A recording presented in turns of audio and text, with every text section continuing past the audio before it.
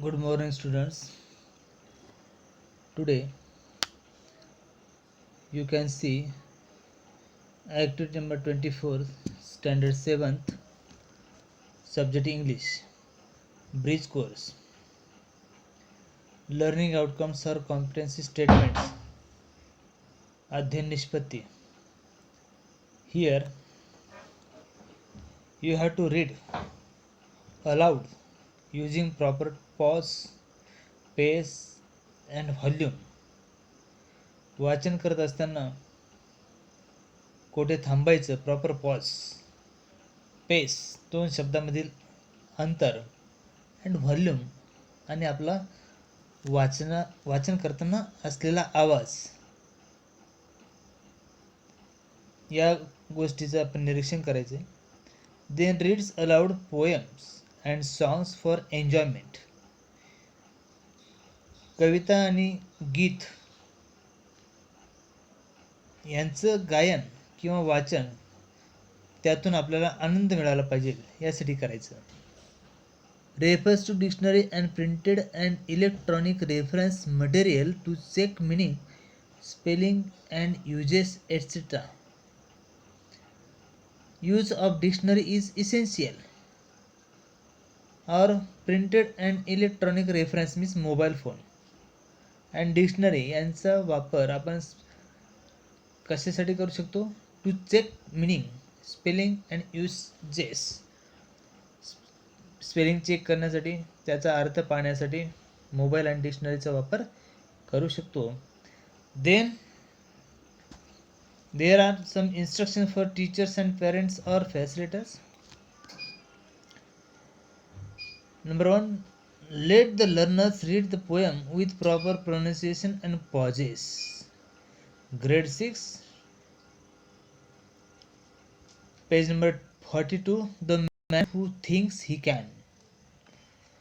While you read the poem with proper pronunciation and pauses, शब्दाचा उच्चार आणि स्पष्टता, पॉज, कुठं थांबायचं हे आपल्याला माहिती पाहिजे. Then you may use read to me, free app provided by government of Maharashtra for reading guidance. सांगितल्याप्रमाणे रीड टू मी हे ॲप जी गव्हर्नमेंट ऑफ महाराष्ट्रने आपल्यासाठी प्रेस्क्राईब केलेलं आहे वाचण्यासाठी, तर त्याचा आपण यूज करायचा. Record the poem on your mobile recorder और gate any authentic audio or video clip about the poem and tell them to listen and read or recite. Kavita mobile फोनवरती रेकॉर्ड करायची आणि आपल्या आवाजामध्ये त्याची एक व्हिडिओ क्लिप तयार करायची. पाहिजे तेव्हा पाहिजे त्यावेळी आपण ती ऐकायची, ती पाठ करायची. आणि लिसन अँड रिपीट, पुन्हा पुन्हा ऐकायची, पुन्हा पुन्हा ती म्हणायची. Drill the difficult word. Drill म्हणजे drilling, practice the difficult words. जे काही नवीन शब्द आहेत तर त्यांची आपण ड्रिलिंग, त्याचं पाठांतर करायचं. Then help the learners to do the activity. ही ॲक्टिव्हिटी विद्यार्थ्याने स्वतः करायची आहे. Then there are some instruction for students. तुमच्यासाठी काही सूचना आहेत. First, read and recite the poem. कविता वाचा, ती पाठ करा. कोणती कविता? The man who thinks he can. तुमच्या टेक्स्टबुकमध्ये ही कविता आहे, पेज नंबर 42 वरती.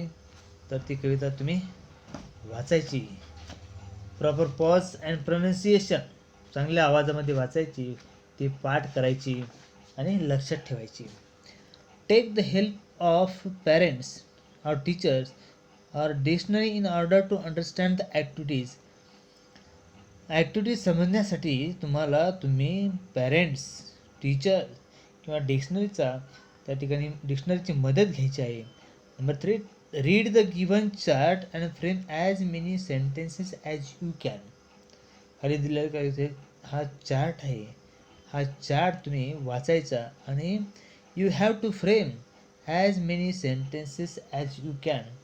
जेवढे तुम्हाला शक्य होतील तेवढे वाक्य तुम्ही या चार्टवरून तयार करायचे आहेत आणि ते तुमच्या वहीमध्ये लिहायचे आहेत. Read the given chart and find out the difference. Chart वाचायचा, मोठ्याने वाचायचा आणि त्यातील फरक लक्षात घ्यायचा, तो समजून घ्यायचा. Now you can see the chart the contracted forms of the verb.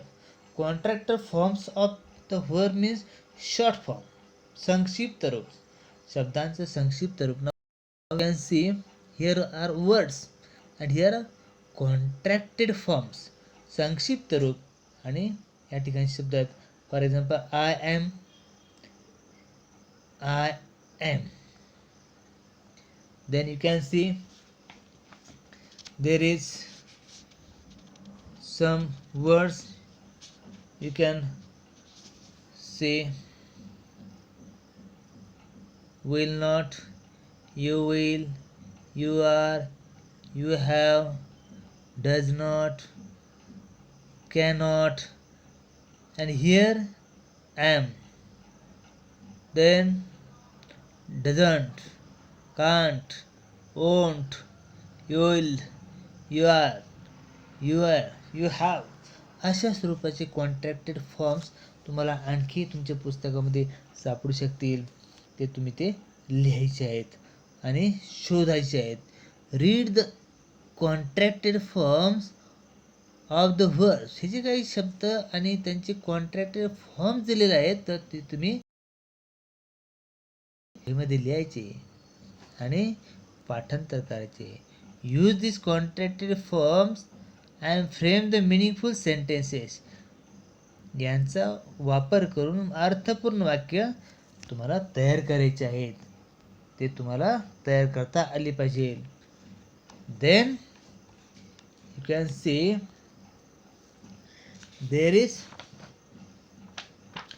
Demo or solved activity for you. Now see, for example, don't, do not असेल तर त्याचं शॉर्ट फॉर्म किंवा कॉन्ट्रॅक्टेड फॉर्म्स काय येईल? डोंट. डिड नॉट असेल तर didn't. Is not असेल तर इजंट. विल नॉट असेल तर ओंट. अशा स्वरूपाचे फॉर्म्स तुम्हाला कॉन्ट्रॅक्टेड फॉर्म्स तयार करता येऊ शकतात. And there is point of practice. Read the poem and understand the contracted forms. कविता वाचायची and understand the contracted forms of the verb. Read the given chart and find out the difference. Read the chart and frame the meaningful sentences. अर्थपूर्ण वाक्य तयार करायची किंवा त्याचबरोबर chart वाचून तुम्हाला फाइंड आउट द डिफरन्स, त्या दोन शब्दातील फरक, वर्ड्स अँड कॉन्ट्रॅक्टेड फॉर्म्स यातील फरक, तोही तुम्हाला लक्षात आला असेल, तोही लक्षात घ्यायचा. देन एक्सटेन्शन ॲक्टिव्हिटी ऑर पॅरल activity. Copy this poem on a cardboard and paste it in front of your study table and read it time to time. You have to copy this poem on a cardboard. एका card शीटवरती ही कविता तुम्ही उतरून काढायची आणि ज्या ठिकाणी तुम्ही study करतात त्या स्टडी रूममध्ये एका वॉलवरती हा कार्डबोर्ड त्या ठिकाणी चिटकवून द्यायचा आणि time to time you have to read it. आणि येता जाता ही कविता तुम्ही वाचायची. Evaluation. Fill in the Google quiz. There is link for you and you have also listen or watch this link for the more information. You have also Diksha video for more information about this activity number 24. There is link for you. And our last point is take my away or today I learned. What you learn today is here. I can recite the poem. कविता तुम्ही चांगल्या प्रकारे पाठांतर करू शकता. I can write the contracted forms of the words. चांगल्या प्रकारे तुम्ही contracted forms सुद्धा तयार करून लिहू शकता. तुम्हाला ते चांगल्या प्रकारे अवगत झालेलं आहे. Write contracted forms of verbs and recite the poem. अशा स्वरूपाची ॲक्टिव्हिटी तुम्हाला चांगल्या प्रकारे समजली असावी. And so today we have to see only to this point. Okay, thank you.